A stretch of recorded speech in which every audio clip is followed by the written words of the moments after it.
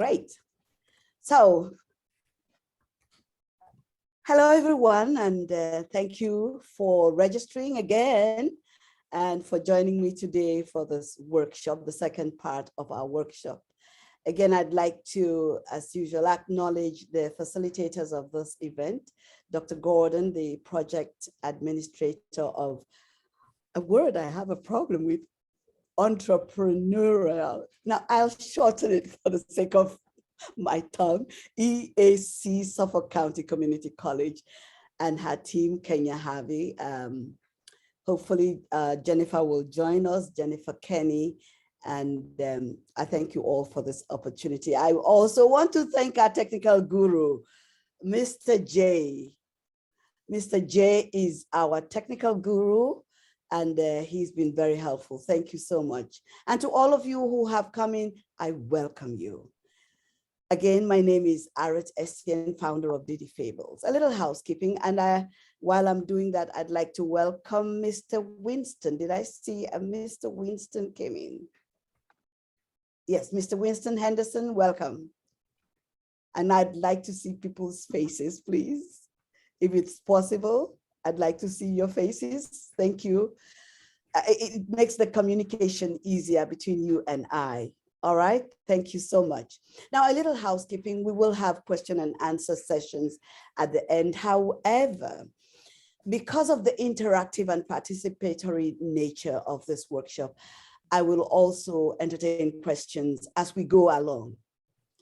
Now, today, after our regular hour and a half workshop, we will spend an extra hour to assist individuals tighten their stories or ask questions on any of the topics as far as storytelling is concerned.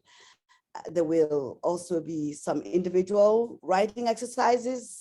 If we have enough people, we will have group work, but definitely we'll have some presentations because, you know, I like to appeal to participants and encourage you all to willingly participate. Challenge yourselves in these exercises. See, the level of your participation dictates the level of your mastery. I can't master it for you, so you've got to participate. Challenge yourself. And no one is right, no one is wrong. It's just according to your ability and desire to write a great story about you, your business, your aspirations, right? So I like to start with some self-introduction. Mr. Winston, this time around, I'd like to start with you. Can you please introduce yourself to us in 2 sentences? Tell us your name, what you do, and what your expectations are from me. Well, I guess I am a lawyer and entrepreneur, and my expectation is to be able to come out in this hour and a half and have a world-class, Hollywood-level storytelling ability. No pressure on you. Great. Woohoo, you set the bar there, right? Thank you. Mr. Solomon, please.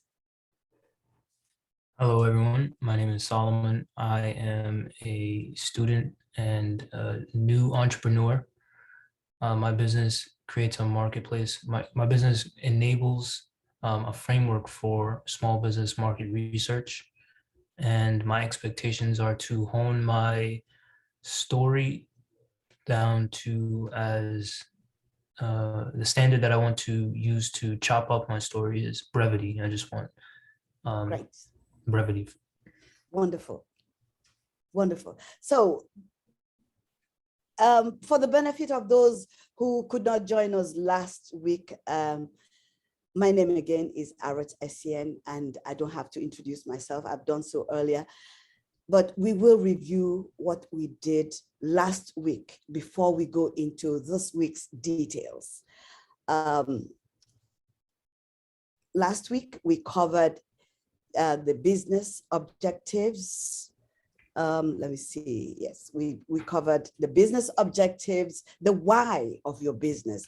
We covered your business corporate storytelling, efficacy of storytelling, creating a business story.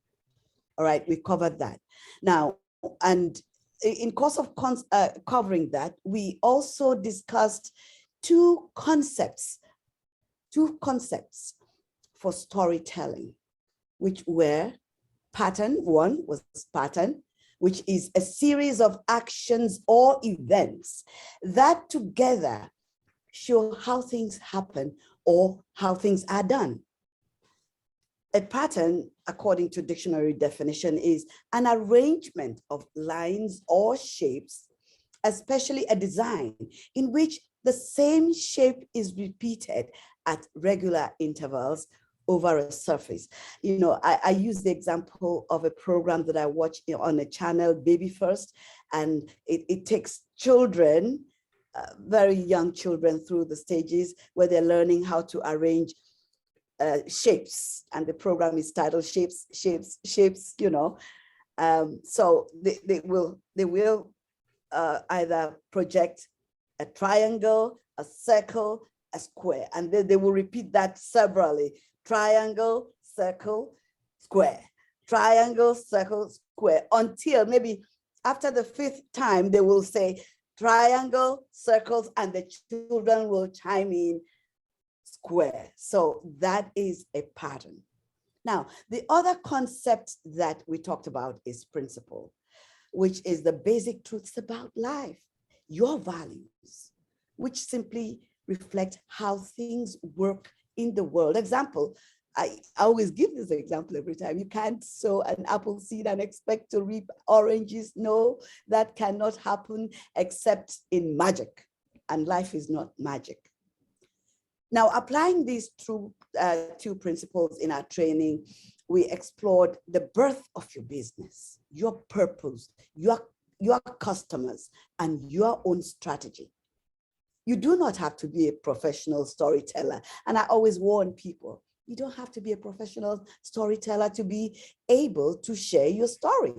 It's simply the sincerity that goes and the genuineness that goes with your story that sells your story. That's actually where you will focus on.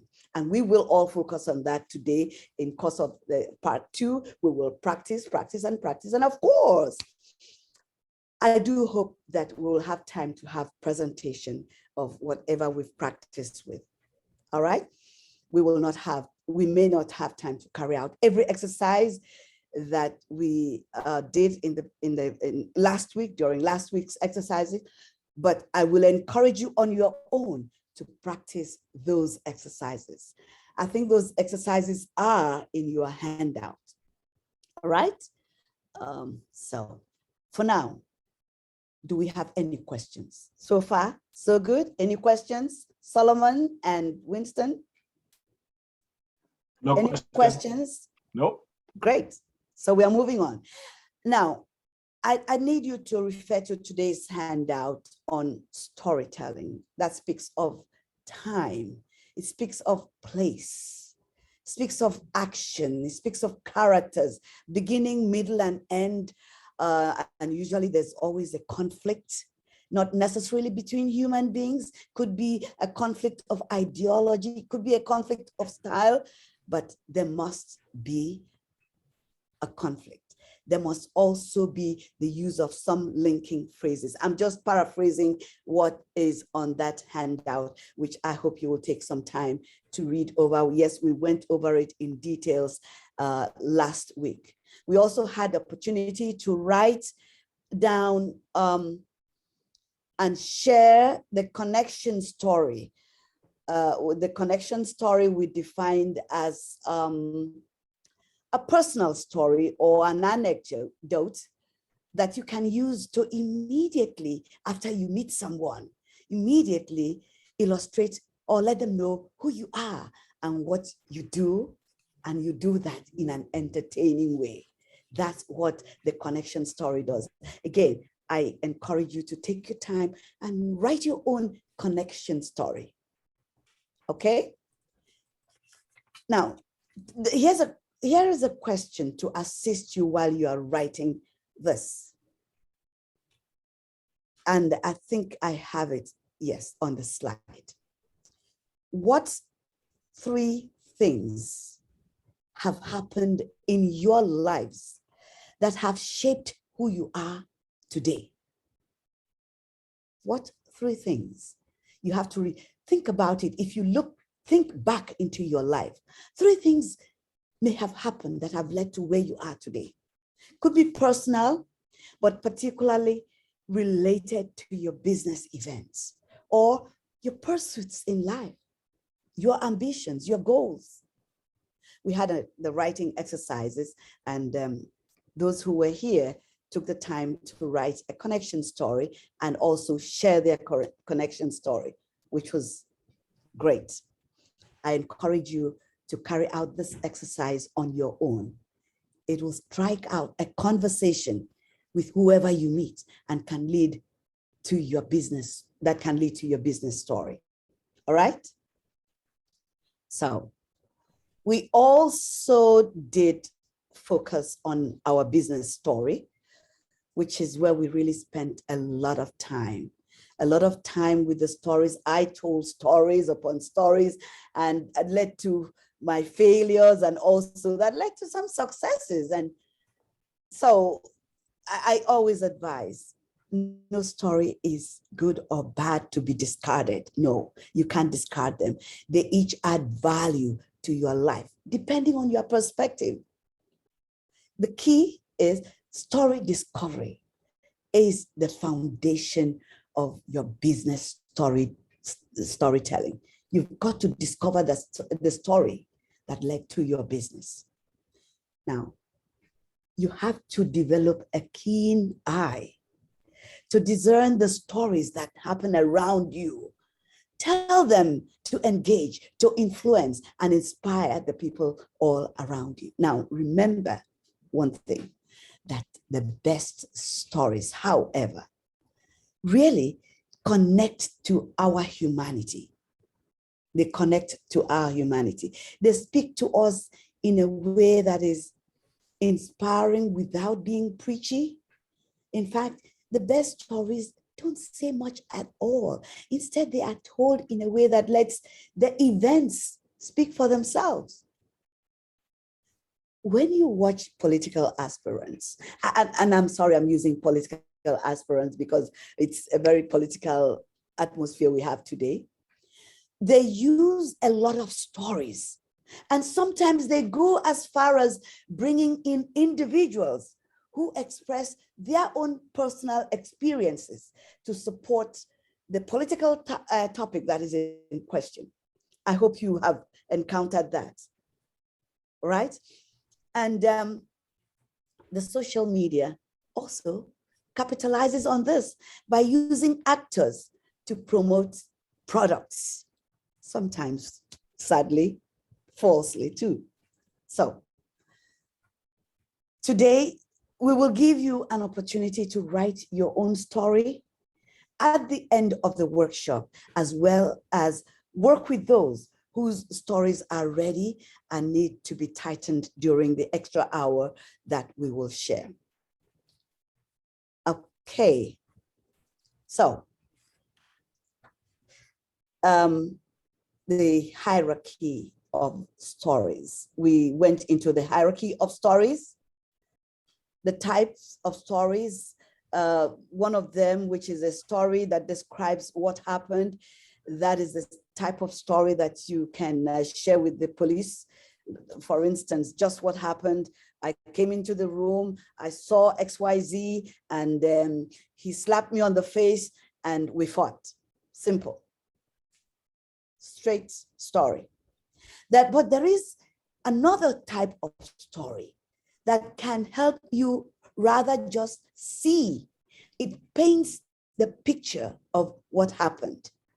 Now, you can use the same story. And in course of actually last week, we used the same story we told, but we painted the picture of what happened. So one could see the difference, and you could virtually see what happened in listening to the story. And then the third one is a great story helps you feel what happened. And this is where we want to be. The feeling that adds emotion and feelings. That same story we expanded, and we created a situation where things that could bring out feelings, the touch, the feelings, the cold weather, the clothing, the dressing that made everything evoke the emotions and the feelings we wanted. This is the preferable style if you're going to write a story about your business, because you need to have first feel what you're talking about. And then the listeners, your listeners will pick your feeling. And then that's when you excel. Now, well, this was another writing exercises we were supposed to go into, but because of time, we were not able to do that. But I encourage you again, try this exercise. It will help you. Apply time, place, actions, characters, beginning, middle, and end. Of course, don't forget the conflict. It's very good. Remember also, the conflict does not mean human characters, protagonists, antagonists. It could be ideologies. So with a simple story, you can use the same story and paint the picture and eventually create the feelings. 3 different categories there for you, okay? No matter what you are selling, your ultimate goal is to captivate your audience and intrigue them by your product or your service. See, a great story is felt. A great story is felt. Always remember that. So that was where we ended our workshop for the first day. Again, do you have any questions so far on the things I've mentioned? Do you have any questions so far? I do have a question. You said Yes, that sir. the conflict does not have to be between an antagonist and a protagonist. It could be between ideologies. Can you Yeah. give us an example besides, like maybe, I know, the obvious one would be some of the political ideologies, but could you give us something else that like we can relate to? Okay, I'll give you an example, which I have actually, you're jumping. That's a good question. I'm going to jump the gun. I gave this later on, and an example is, let's talk about the COVID. There are those with the ideology that COVID vaccine is harmful. There are those with also the ideology that COVID vaccine is excellent, will help you. So each one, these are ideas that are conflicting with one another, right? These are ideas that are conflicting with one another. Ingrid, you're welcome. So these are ideas, so there are other kinds of ideas around us that we can use in whatever stories we want to tell, all right? Okay. I hope that answers your question. Right? So now we are on to day two of our storytelling workshop. This week, I'd like us to cover the different kinds of stories available for you to use in selling your products, your mission, your aspirations. And these stories range from influence stories, anti-stories, trust stories.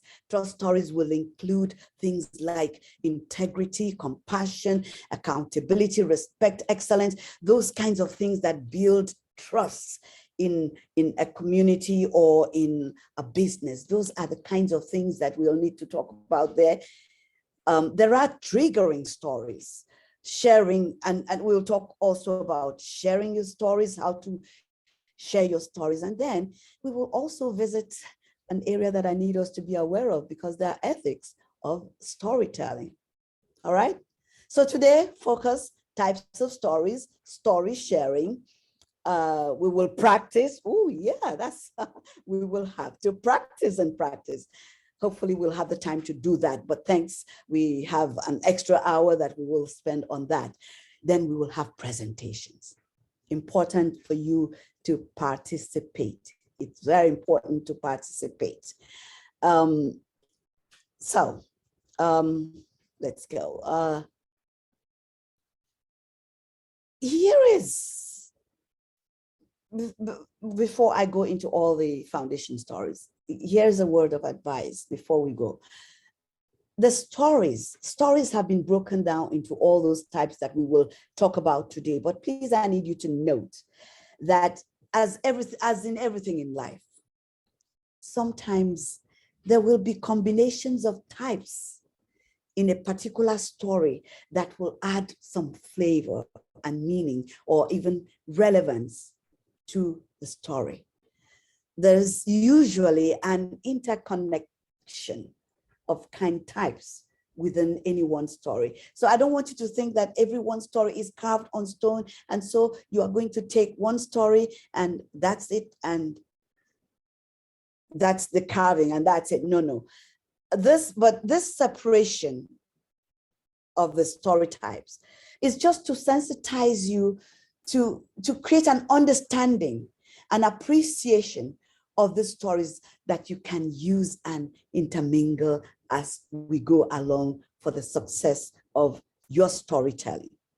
So we are going to go into the foundation stories.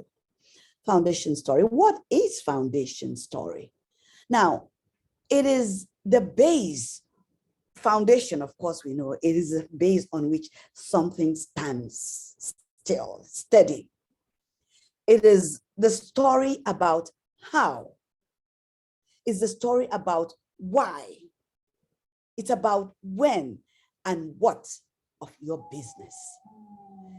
Every organization should share their own foundation stories, illustrating how the business got started.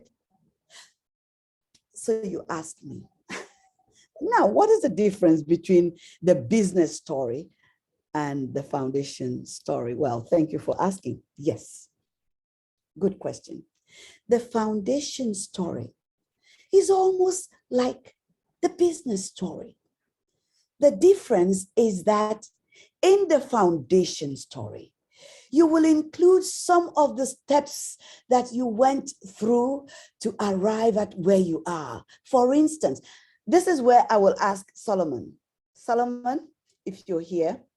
Solomon, I took permission from you earlier to share your story with us, because last week you did tell us the story, and I did also promise that this week we will go over your story together and be able to abridge it, make it shorter, tighter, firmer, all right? But I want you for now to share your story with us here. Can you please go ahead? Solomon? Can you hear me? Well, can you raise your voice a little bit more so we can Okay. hear you? Yes, It sounds yes. a little, All right. on my part, it sounds a little muffled. Okay. Thank you. I hope it's better now. Well, great, go ahead. All right. So I'll just go. Solomon likes climbing mountains, not literally, because the closest thing to a mountain I've encountered is my snowed-in car after a snowstorm. Needless to say, I like the challenge. If I did not see the first Microsoft Calendar invite, I would have not been inspired. Wielding my Excalibur, I would set up leadership meetings, attend and practice the ladder, and set up lunch dates for those I intended to learn from. Until I started to develop favorites, Wing Spots and Asian Fusion are always great, but the moral of the story is that some of the best food spots were stagnated at hole-in-the-wall status, getting less exposure than an ice cream truck on a sunny day. The problem that I faced was that the software was to be used to organize and plan for the business meetings. Personal and local events were not made to harmonize together due to difficulty of use and other latent security issues.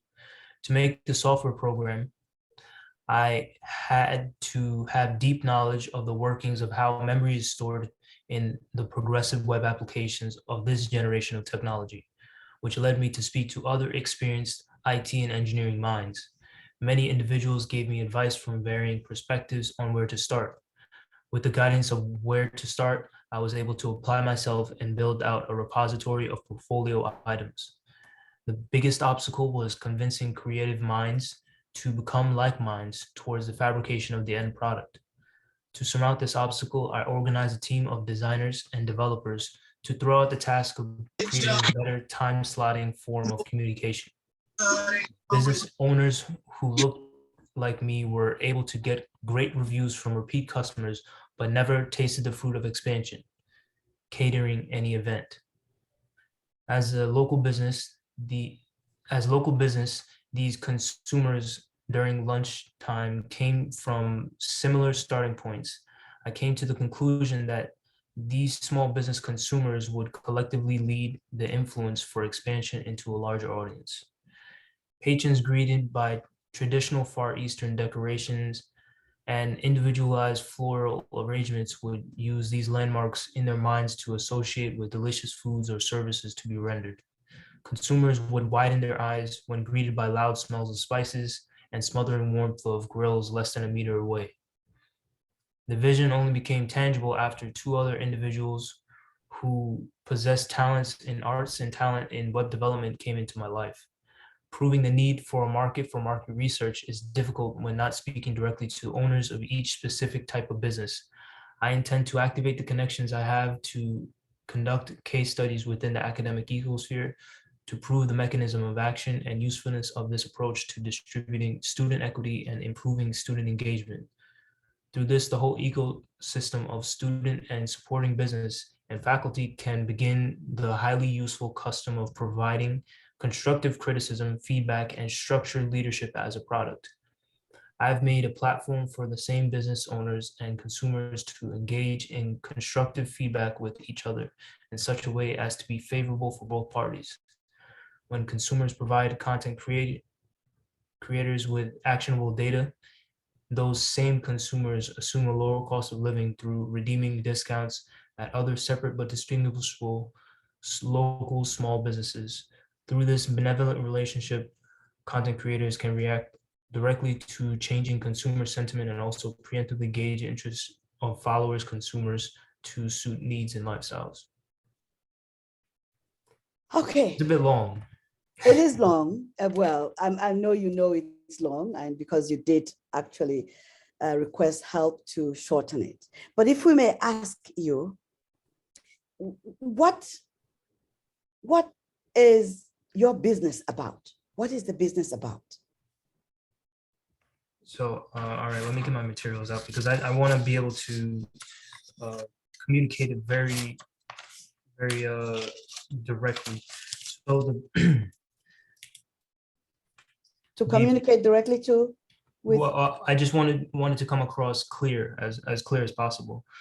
The so my business name is called Instatix LLC, and we are a business that creates a product which is a professional online presence for small businesses and for leaders within the academic ecosphere, as well as anybody who wants to be a small business owner, content creator. okay. The business is based on a calendar, and we use the calendar to make aware the consumers and also collect actionable data from the consumers through 13 survey modules. We use these survey modules to collect the most amount of data in the shortest amount of time, and also we take the data that is used to survey, aka the questions from the content creators, as well as the respondent data to monitor and collect this data and feed it into a machine learning algorithm in order to provide better direction for content creators and in order to trend this type of data in order to provide them with insights that they wouldn't have without the market research. In order to fill samples with the the consumers. We are experimenting with a loyalty points program. So the survey modules will be the mechanism for collecting the market research, and in order to motivate or incentivize the consumer to respond to these surveys, we are providing loyalty points. Okay. And also at the end of this, we plan to build out a service, which is a graphic design service for the professional Okay. online presence, in order to provide a digital representation of the product that they're selling. That's great. That is great. That is a good story. It's a pretty long story, I must say, and as you yourself admitted, and I know that I commend you for all the explanation, for taking the time to tell us that story. I would place that story in the mode of a foundation story. It spoke of the different steps that you've gone through and still are going through and hope to go through, right? Very detailed. It does include some of the values that will hold, will be added to other users, and it's the future expectations. Yes, it adds all of that. Well, that will be well articulated for maybe for financial institutions, sponsors, stakeholders, marketers, and all of that. They will need all that much information if you're applying for some help from someone to assist you, either financially or otherwise. Yes. That's where it will come in handy. But for the kind of business story, it's got to be short and crisp. And then we will work on that. We will work on that. So the question then will be, how can we make it a business story? And we know definitely that the business storytelling is definitely shorter without all the details. All right, we will work on it. So thank you, Solomon. We'll work on what we will eliminate to make your story a business story, okay? All right. At the end. Now, I need, is there anybody, welcome Wallace Gordon. I know you were not here at the beginning, but for those who were here, Ingrid Rice, between Ingrid Rice, Mr. Winston Wright. I don't know if any of you has any comment on that story. It's we want positive comments to assist us all as we move along. Any comment from any participant? No, like you, Solomon, thank you so much for your story. I think I got a good flavor for what you're doing. I got a decent flavor about who you are and the inspiration behind it. I would like a little more of that. But I think I got enough where I see where you're going with it and what the value of the market research information you're getting. So thank you for that. That is so true. That is very true. Does anyone else have something to say? I do have a couple of things, a comment. I think, your story was great, but I think what we need to hear is why you feel, what gap you think you're filling, and why do you feel so compelled to fill the gap? Is there anything that that hits a core with you as to why you feel this is needed, and share that story so people buy in that, like, you have a passion for this business and you feel that with your skill sets, you are the best person to fill the gap for this business. So what you gave us was really kind of technical for like the business plan, but when you're trying to sell it, you want them not only to buy your service, you want to share that they need the service, but you want to share that they need it from you because you have shared your passion in your story, that you're the person to make the difference for them. So that was missing for me. Excellent. Excellently said. That is very good. That is, we need to hear the question, the why. answer that question. Why do we need it? And what is it we need? Excellent. Thank you. So well said. Maybe you should take this course. You should teach this course, Dr. Gon. But not only why we need it, but why we need it from you, because you want them to be your customer, right? Yes, So- yes, exactly. Thank you so much. Now I am going to share a short example for you. Marita, here's my example for you. Marita Nursing Agency was established in 1950s to provide nursing services to nursing homes and hospitals. They started off in a basement space with no heat except for the space heaters. There were no air conditioners for the summer. And when it rained, everywhere was flooded. They spent all they had, ran out of resources to pay their staff and maintain their overhead. They used up all their credit cards. They persevered. But today, Marita is a flourishing business with its own building and branches in several states of the nation. That's a foundation, crisp foundation story. It provides a hopeful, thought-provoking message, which is action. It does have some actionable points that compel the audience to connect with the brand, because it connects with what all of us need. We all need that success story. Yes, you started nowhere, hardship, but here you are. People need to hear that. It's very encouraging when you hear that. Now, for foundation storytelling, like every other storytelling, takes practice, I would say. Know the story inside out before presenting it to your customers. In fact, you should be able to tell your story without reading it. And this will help you tell that story naturally, very naturally. Now, the other thing I needed to say there, which is important, you also learn to bring your customers in. And how did this story bring people in? It struck the emotional connection with the customer.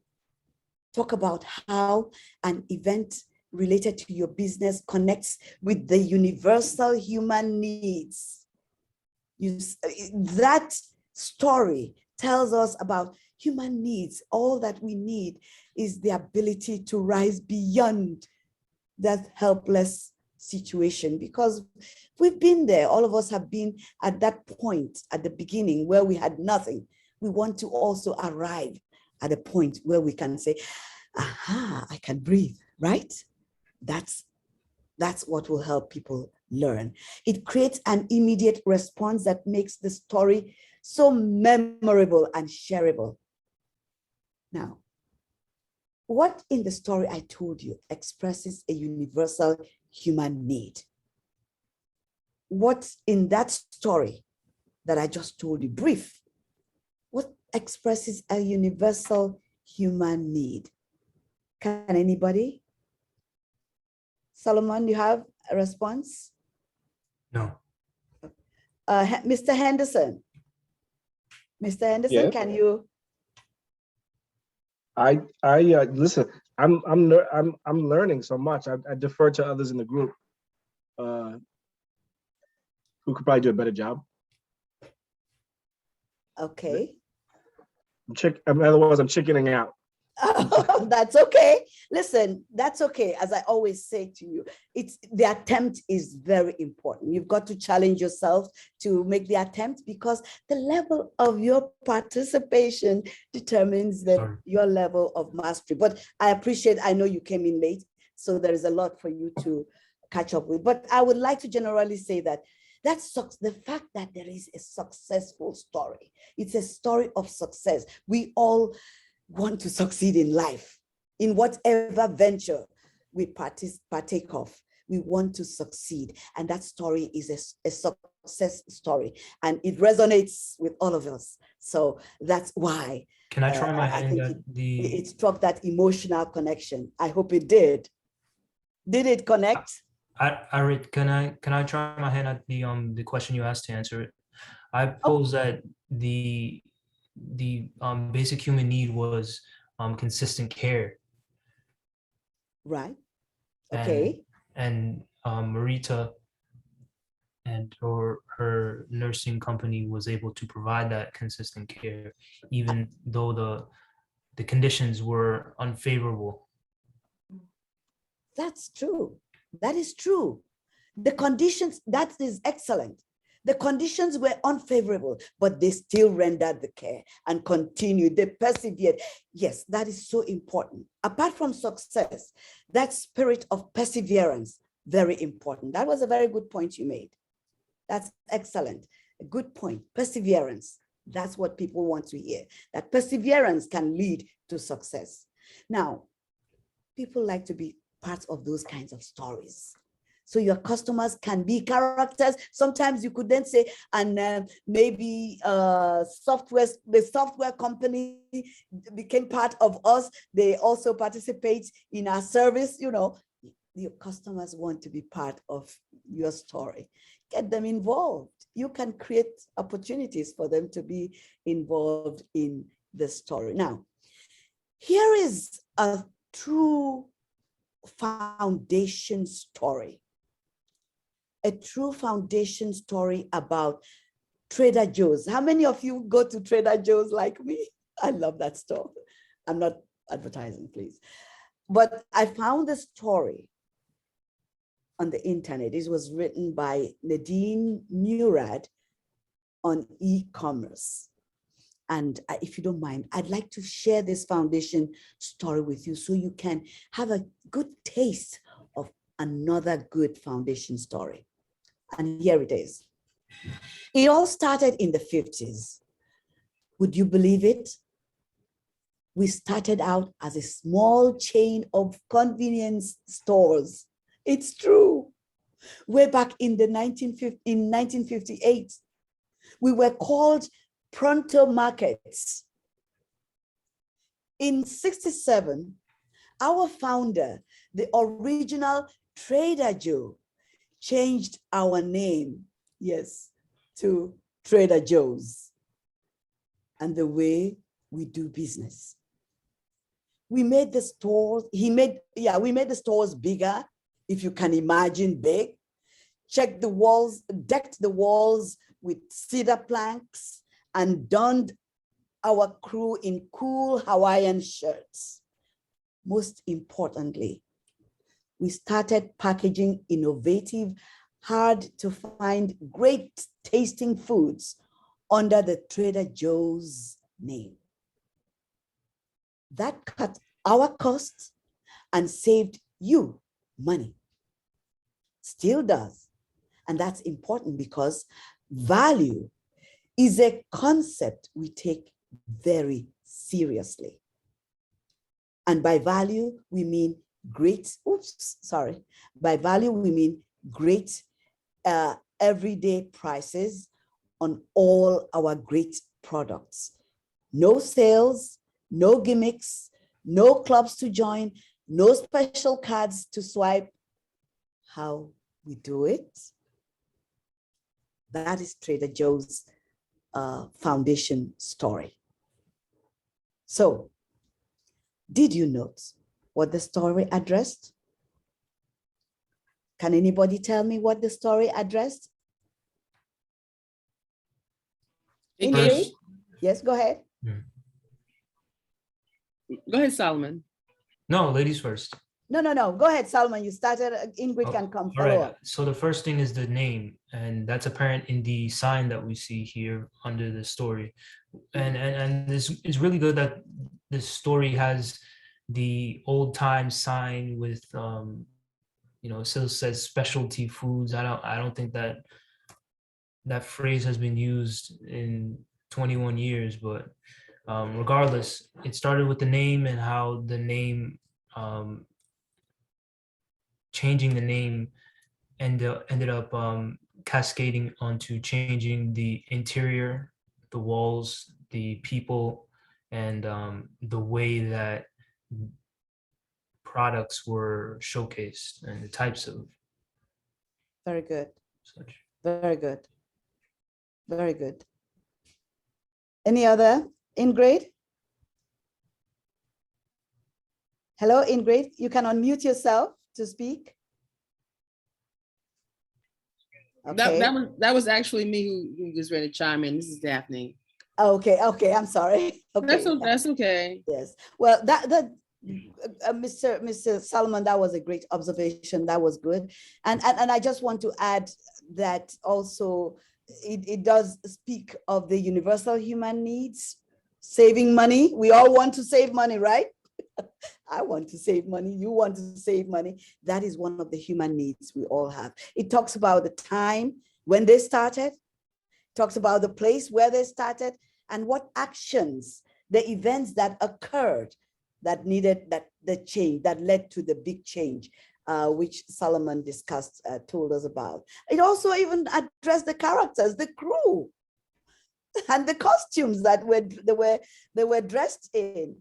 So we see that story has a beginning, the middle, and an end. There was a conflict that created the change. The conflict was they needed to be bigger. They were small size, they were big. They had to be big. And so they had to do things, break down, do all kinds of other things. So but it's a very concise story. All right, great. So we were going to have a breakout room, but at this point, I can't have a breakout room. We don't have enough people. So, but we're going to take 2 minutes to write a foundation story. Each person is going to take 2 minutes. I've given you 2 different examples of a foundation story.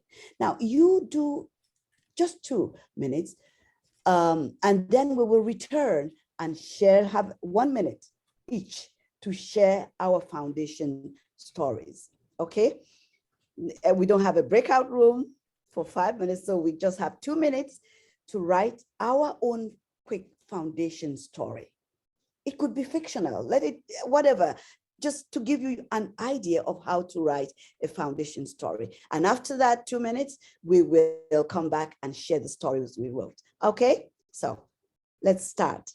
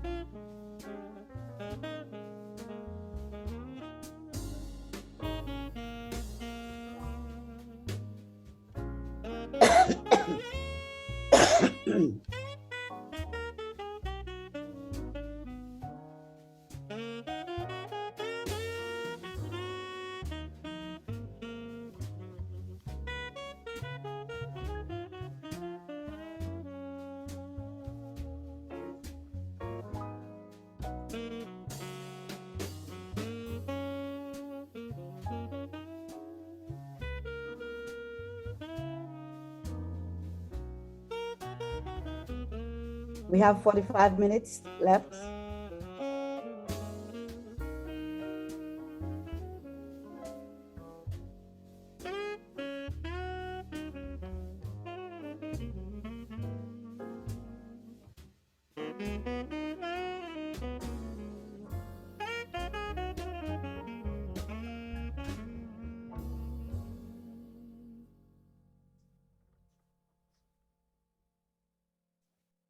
Did I say 45 minutes?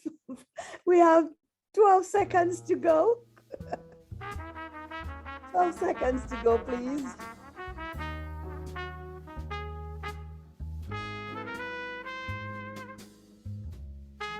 Okay. Okay. So who wants to start to share this story? Remember, you've got to participate willingly. And the more you participate, the more you become accustomed to using stories. So shall we ask someone to start? Ingrid, are you still with us? Oh, no, I'm sorry. I don't go back to Ingrid. Winston, Winston or Solomon, or who else do I have? I'll start a story. This is Wallace. Okay, Winston, go ahead. No, Wallace. This is Wallace. This is Wallace and Winston here. So I'm sorry, who's there? this is Wallace. Can you hear me? Yes, I can hear you. Okay, listen, I have a story. Oh, great. Thank you. It's a story that I made up out of my head. Great. And what's your name again? Because I see iPhone. My name is Wallace. Oh, Wallace. Okay, thanks. Thanks, Wallace. Go ahead. There was one day there was this young lady named Belinda. Mhm. And Belinda was a working woman with strong beliefs. Mhm. Okay. And one day she wakes up and she looks up at the calendar and she says, "Oh, Halloween is coming, right? Mhm. And then when she looks at the calendar, she sees Halloween, she goes into her feelings about Halloween, how she feels about Halloween. And she has a conversation with herself, and she's the type of person who wants to be true, so she thinks out loud so she can, hear her thoughts bounce along the walls just to see if she can hear herself out loud. Would it sound silly, the things that she says, And she says Halloween's a bad holiday. It's a bad day. We shouldn't give, and we shouldn't be rejoiceful, and we shouldn't celebrate this holiday because of, pagan beliefs, and I'm not gonna get no candy, and I'm not gonna give these kids any candy. But unfortunately, Belinda lives in a circle of families that have young children. So Belinda, after work, she comes home and she sees all these little children with costumes, walking all up and down the street, knocking on everybody's door. And there's Belinda with her beliefs. Oh, wow, I don't have no candy. I hope they don't come over here. So you know what Belinda does? Belinda cuts off the lights in the house. Okay. She hides the Christmas decorations that she put out previously, to hide the pumpkins and everything, and she keeps herself a hostage in the house and hopes that nobody comes and knocks on the door, and so she don't, say, I don't have any candy, so she doesn't want to face the children, so she keeps herself a hostage in the whole house because of home. Okay, so guess what? Somebody rings the doorbell. There's some kids outside. Belinda likes to keep an immaculate landscape. She likes to keep her house nice. So what happened? The kids are outside and they say, trick or treat, trick or treat. And there was so many of them. One of them knocked over the garbage can and knocked all the garbage all over her neat lawn. So guess what? Belinda, she couldn't take it anymore. She had to go outside and pick up that garbage, regardless of what those kids, she's going to let those kids keep her hostage in her house. But when she comes outside and they say, trick or treat, and she has to explain to all of those children why she didn't buy them no candy. So you know what Belinda says? She says, hold on for a minute. And she goes inside the house and she goes to get some chips. She gets a little bit of this, a little bit of that. And she comes back with a goodie bag, right? And she gives each and every one of those children a piece of candy. And she enjoyed the joy and the feedback that she got from the children from just giving. Then she had to think about it. Well, wait a minute. Wasn't I not supposed to do that? In her heart, when she did it, she felt it was just and perfect. Very nice. Very nice story. It's not a business story, but it could be used as a business story. It could be used if you are treating certain topics. Maybe you want to inspire people to give, it could be used. That's a good story. Does anybody have any comments about that? What is the universal human need that talks about? I know he mentioned it. Well, I found two universal human needs. First one was the feeling to be right. And that Yes. was the reason Belinda turned off her lights so no one would assume that she was home. And the second universal human need was to share in some enjoyment of even if it's just giving. Giving, excellent. Giving, yes. You're right in a certain perspective, in a certain point, yes, wanting to be right in her own way. But she found out just being right in her own way was not the right thing. There is a bigger universe there that believes in giving, and then she found out on her own, it makes you happier. It gives you joy at the end of the day. That's a very good story, I must say, if you made that up just now. Clean cut, beautiful. Yeah, I just made it up out of my head. Very nice, very good story. Very good story about Belinda. Good. Okay, Mr. Does Winston have one? Yeah, I mean, it's very different. I don't Yeah. have a Belinda story. No, it's okay. Again, remember, we are talking about business or whatever ventures you are into. He went into storytelling. This is his first time here with us, and he gave us a good story that has beginning, middle, end, and has a lot of all the elements we want structures in the storytelling. So this is a good, and also has values. So go ahead and tell us yours quickly, if you don't mind, sir. Okay, well, so like Solomon, I have a venture in the data marketing space, and but it's not as revolutionary as Solomon's. Mine is so I built some companies with people, and in most of those technology companies, they struggled to hire people of color and people who didn't come from a certain set of places. And yet they struggled to get a certain amount of insights, like Solomon said. And insights that if you ask certain people who they left out of the hiring process and out of the technology process, they would know because it's their lived experience. And so get out of frustration of hearing businesses that were failing because they didn't have a certain amount of data and market insight, but also dealing with communities that weren't getting these jobs. I said, I think I can build a company that gets these insights and employs people who are not getting jobs in technology, because you hire the people who know their culture and the data around their culture. And so what we do is we provide kind of that last mile data that knows neighborhoods, communities, and cultures to all these companies that are now trying to figure out what multicultural, multi-ethnic diversity means with respect to their businesses. And so we have a SaaS, a software as a service data analytics company that sells analytics, not market insights like Solomon does, but the platform to get it. So how do you get the data around multi-ethnic?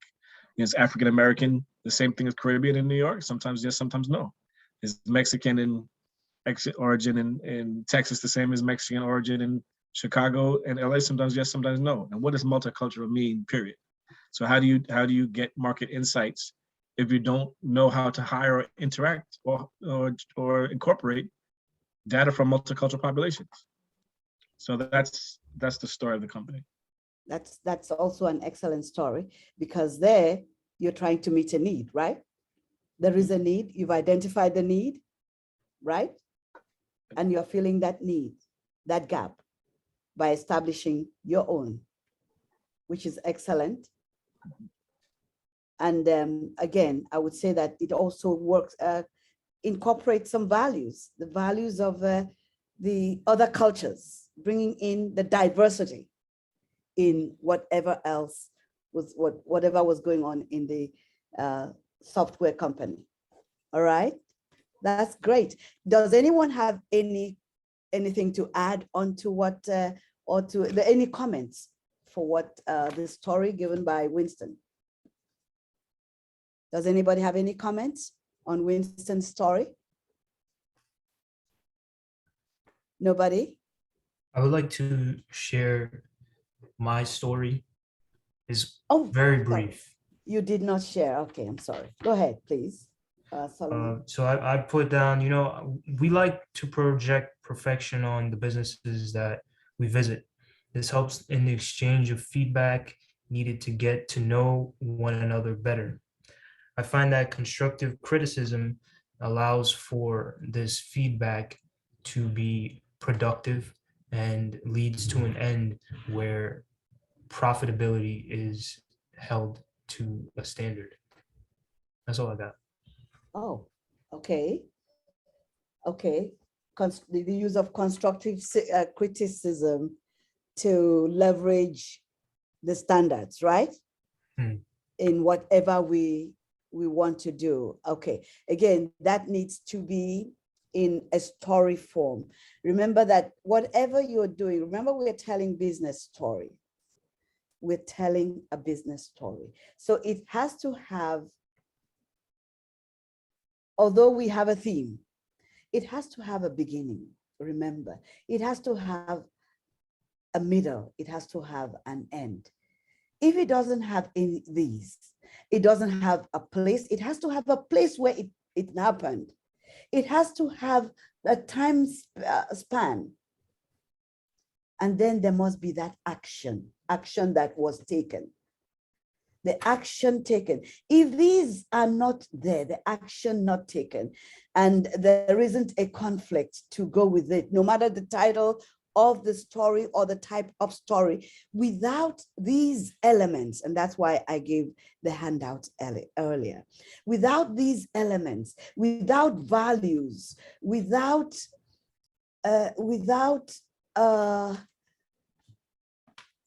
incorporating all of those standards that we gave you, it cannot be a good story. Remember that stories are very powerful, persuasive communication device to move people, to make people feel and therefore accept and embrace your idea.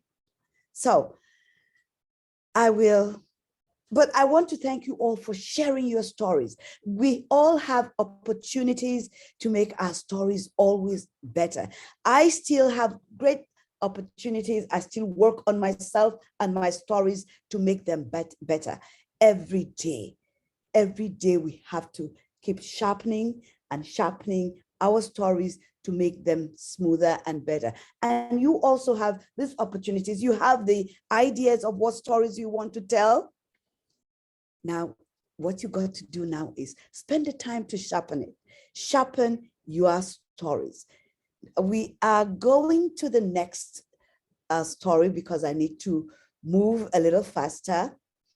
And I want to let you know that even though I'm giving names, again, as I said earlier, we're giving titles and names and types to the stories, they all have the same structure.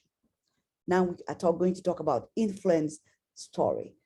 Influence story is a very powerful story that can persuade people and move people to dream big dreams, embrace big ideas, and accomplish big things.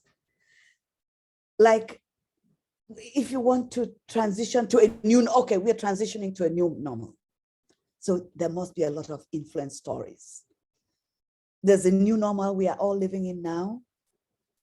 Before now, very few companies used Zoom to have meetings. It was very few. But now this is a new normal. And I believe that before we all went into this Zoom Organizations had to tell influence stories to get their people involved and dream about these ideas. Some people needed these ideas to be sold to them. I know that there were organizations that had to bring in people to sell these ideas to them. Now, this type of story, the influence story, works well when you have a new big idea. You want to influence your heroes. I talked earlier about COVID-19. There are influencing stories on both sides of the aisle, for and against the vaccine. Yes, those are stories that have influenced people. And so there are communities that hold tight to their beliefs against the vaccine, and there are those that hold tight to their beliefs for the vaccine. So these are all, depending on what side you are on, you are still telling an influencing story. It is a potent, persuasive communication device that can help your team, help you, your entire organization make things happen. That's all. The essence is encourage people to make things happen. First of all, again, you have to have Act 1, beginning, where we are often introduced to a likable, maybe a likable hero or a likable idea. And this will lead to an action.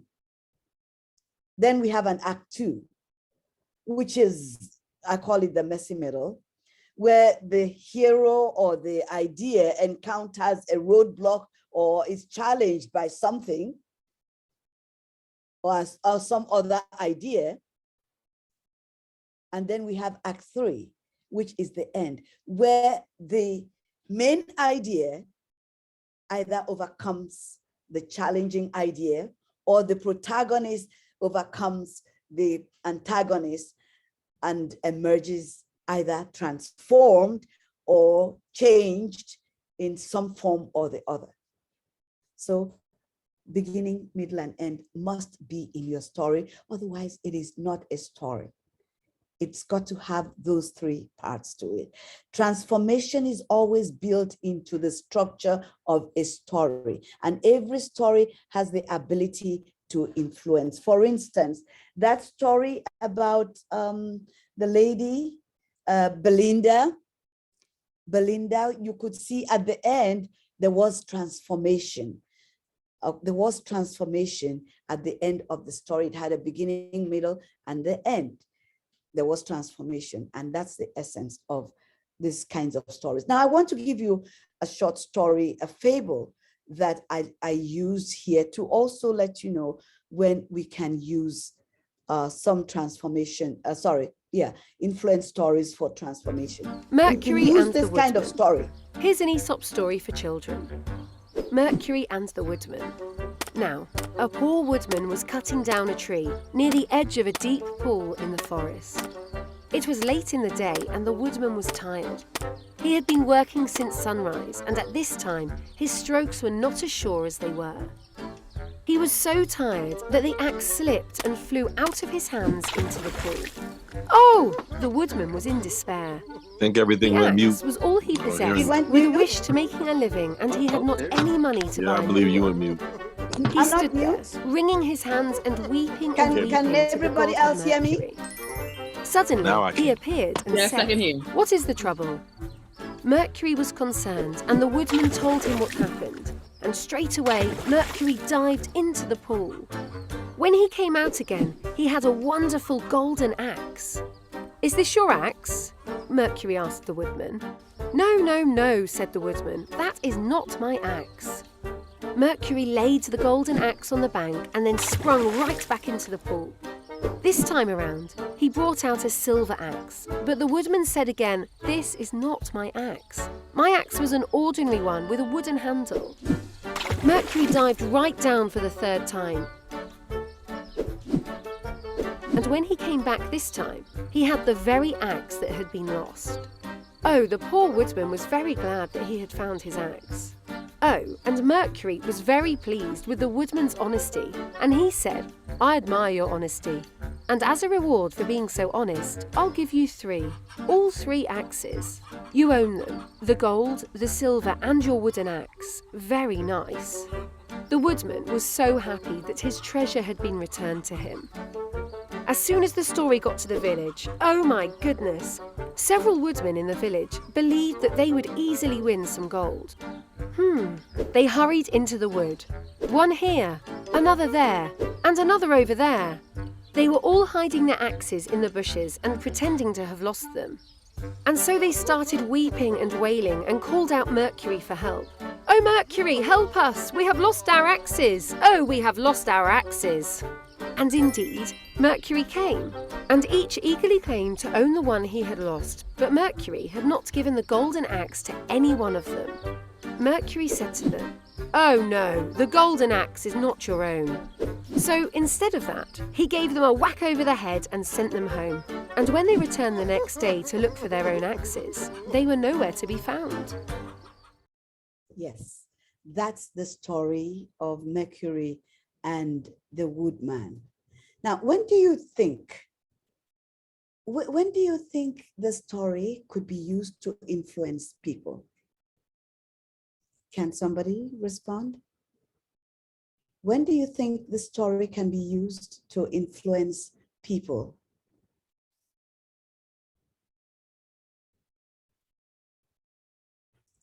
Yes, Mariam,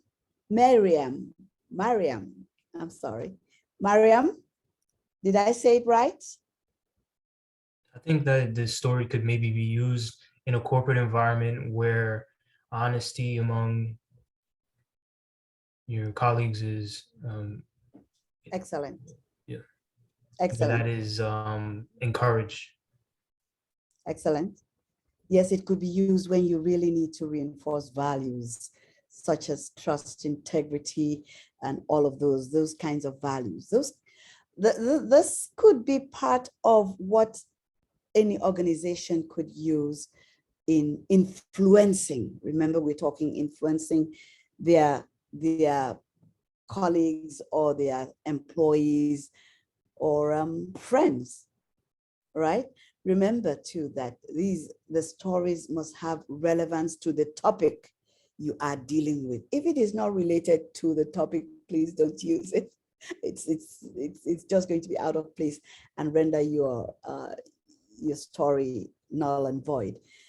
So in what areas, I'm asking you now, in what areas do you intend to influence your customers?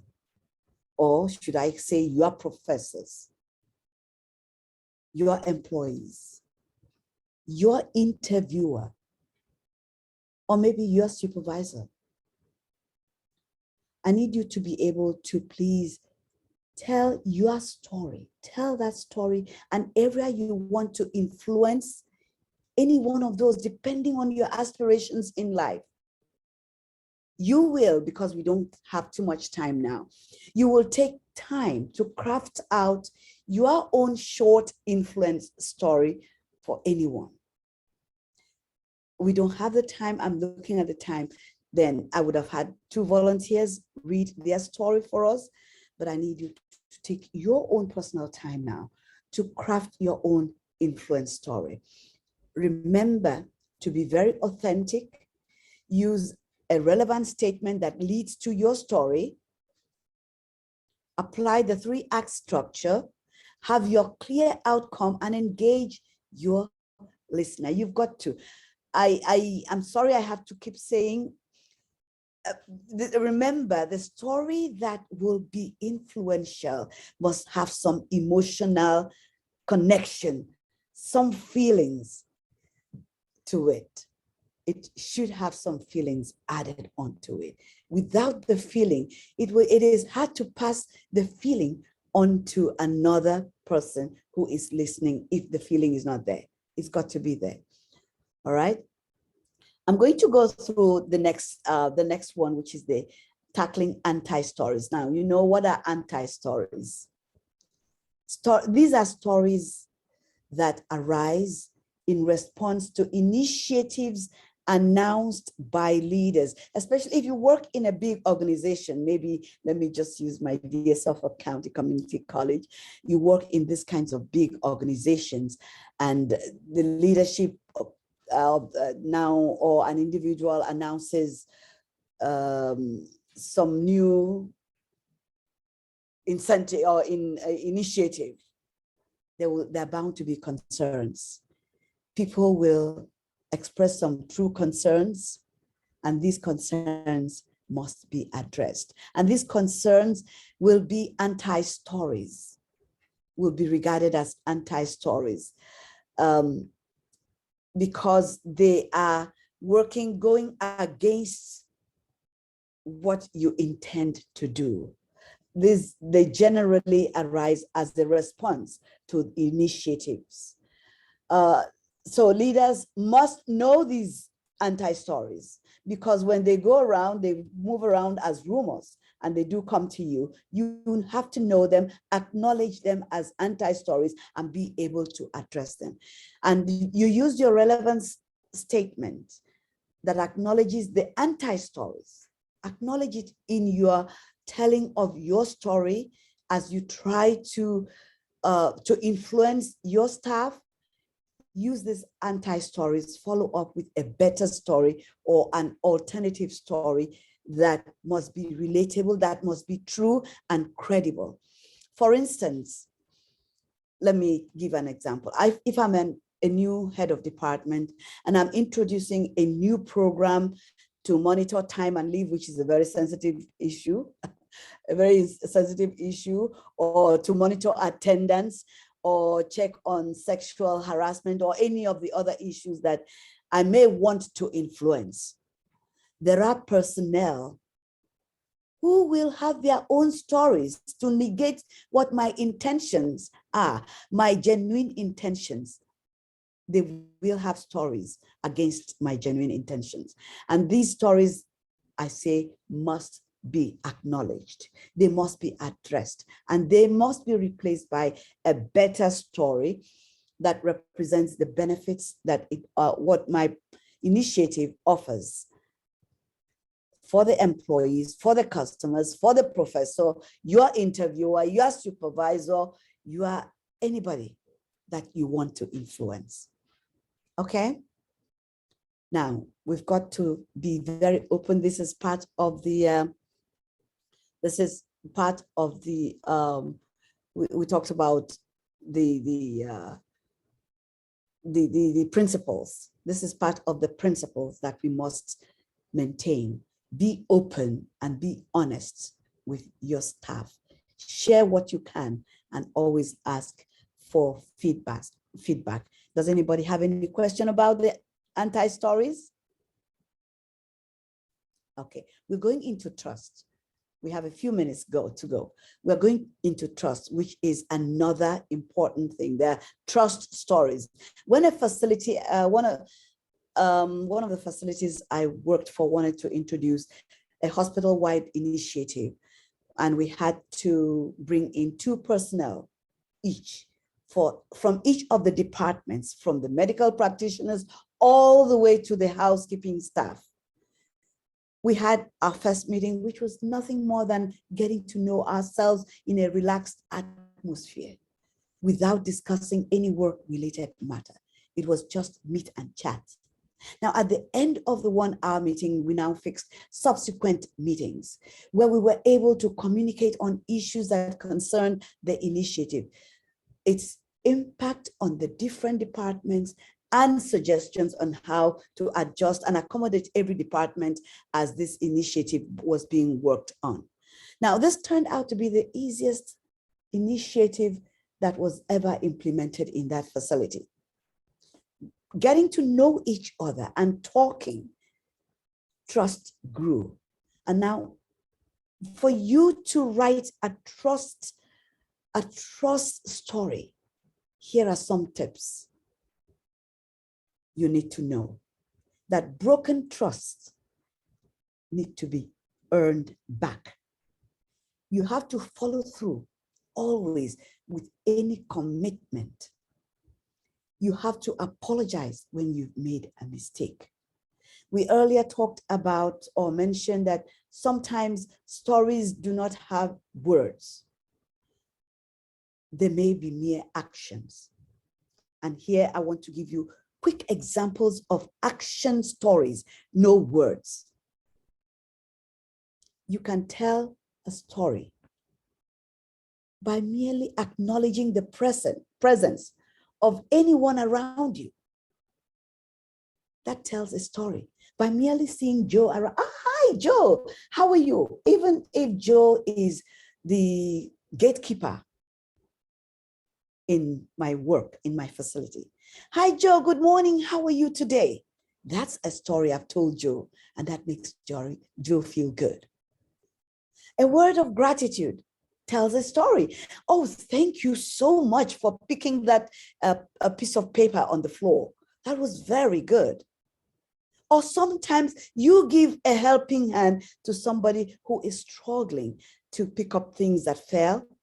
That tells a very big story, a story that can make people trust you. Or just sometimes a genuine smile that brings warmth and welcome. Oh, it's a very big story.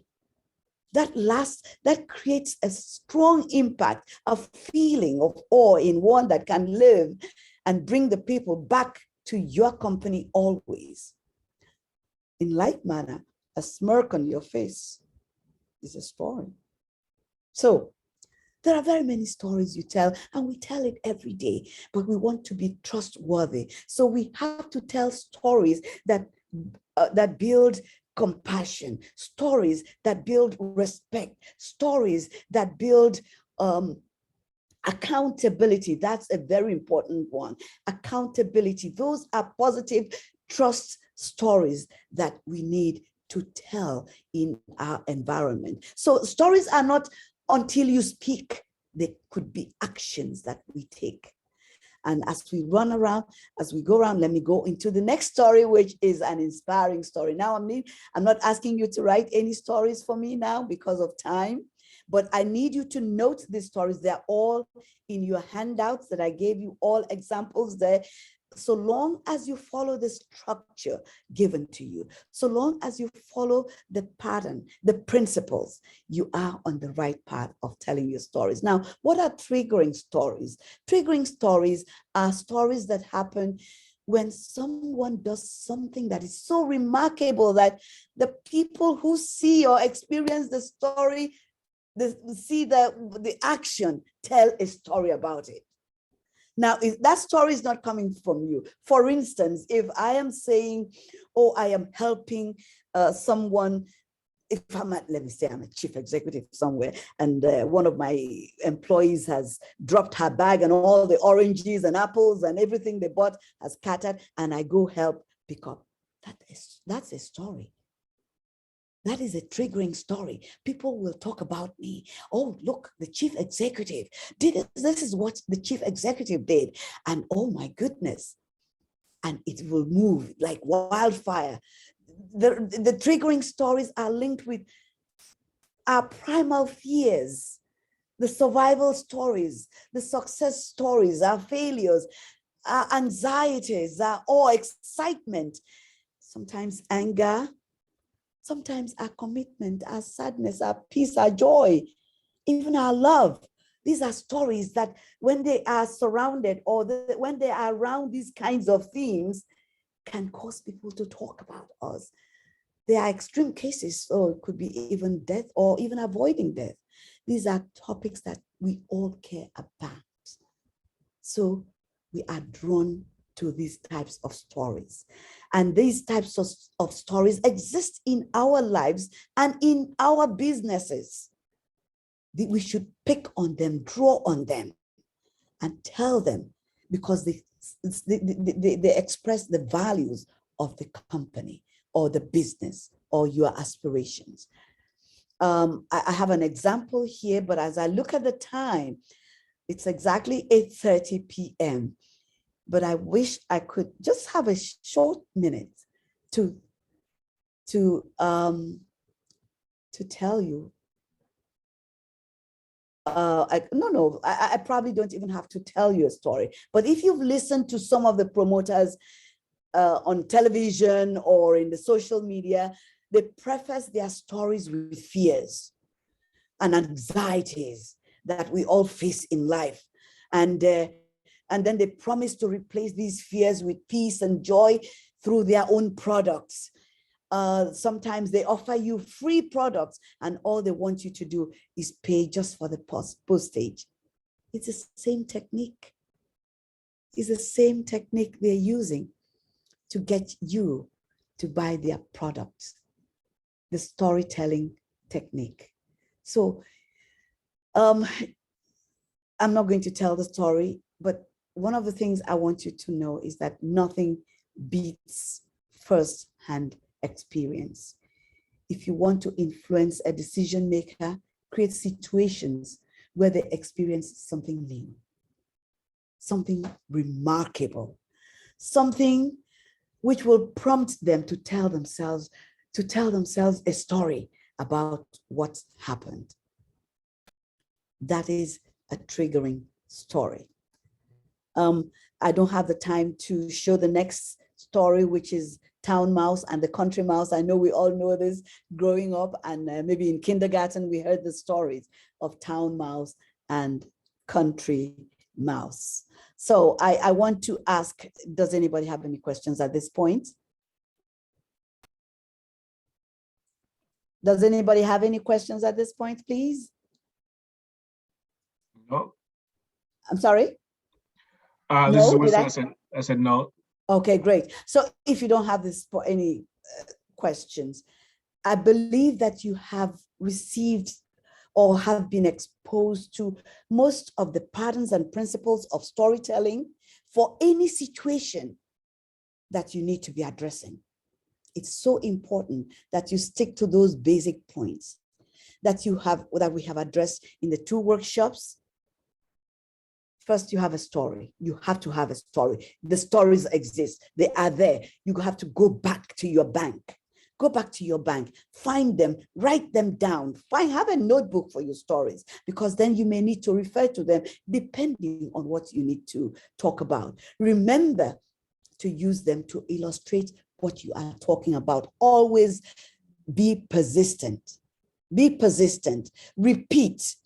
It takes time and habit to develop storytelling, and you need to motivate yourself. Nobody can motivate you. You have to motivate yourself to persistently look for those stories, repeat those stories, tell them, make them part of you. So when you tell them, they flow out of you. Now, finally, sharing your story. Tell your story. Tell us a series of stories of your product and make them valuable. You have to have the series of stories. It's only at the moment that that story is told that that lesson is learned about you, that we know about you. You have to catch yourself always sharing stories. Notice how you do it as well as how others do it. Notice it, learn it, do it. You will not be perfect overnight, but it's with constant practice. And whenever you catch yourself making a point or sharing an opinion, seek out a story immediately to reinforce that point, to execute that point. And then always please savor the response of the audience, because it's important when they hear your story. Savor it. Make them engaging so that your listener is trying to predict what will happen next, like as if they're watching a movie. Please, and the other thing is you have to incorporate feedback. Feedback is essential. Feedback is essential. And we'll keep it short and simple. Short and simple. All right? These are the tips I can give to you for sharing your story. I believe I have this in your handout. And if I don't have these tips on sharing your story, I can send them to you through our facilitators. Now, as I said earlier, we have taken the time to categorize storytelling. When necessary, The story, the categories can be mixed depending on the story you want to tell. For instance, we can mix and include anti-stories with influence stories and inspiring stories and trust stories. We can mix them and match them to tell our business story. Now, at this point, a quick ethics of the story, quick ethics of this story, quick ethics of storytelling. Tell stories as you believe they happened. Tell people when you've made up a story. Don't tell other people's stories as if they're your own. And sometimes it's good to protect people's confidences. Don't put people in a situation that compels them to tell a story they don't really normally tell, okay? Tell people what you're doing when they ask you. It's so very important. These are the ethics of storytelling, very important. Acknowledge the storyteller always. Okay, at this point, we're supposed to practice. And so we are going to do our practice in the next 1 hour. But I will give you this as part of your homework. You can choose a story you desire to tell yourself or tell your customer, somebody who is listening to you. You can tell some family members, let them listen to your story. You can either connect, use all the different story parts, connect them as you wish to tell a story, but make it a business story. Make it crisp and sharp and presentable, and make it, own it, so that you can speak it without necessarily referring to any papers. Presentations, discussions, we will do that on our own. But on behalf of DD Fables, this is actually the end of this workshop at this point. On behalf of DD Fables, I'd like to thank the EAP headed by Dr. Gordon, the project administrator of EAC, Suffolk Community College. You see how I avoided that word? And I'd like to thank her team, Kenya Harvey, who was here to join us, and Jay, of course. I extend my gratitude to all of you who attended the workshop. And I pray that you've been able to get something out of this workshop to assist you in your various pursuits of life. Tell your story, please. Practice your story. Practice and practice. You will be good at it. Thank you, everyone. My contact address is on your handout, and I hope if you need any further assistance, you can send an email, and I will be sure to respond to your email. All right. I would prefer that you respond with the last email address, or the first or the last email. The last email address is better. So now we're going into an extra hour of some practical moments to offer assistance to those who need them. But before we go there, if there are any questions, I'll answer them during that session. But I'd like to give us a 5 minutes break from just a few minutes so that you can stretch your legs, because you've been sitting for over an hour and a half. And then we will come back in just 5 minutes. It's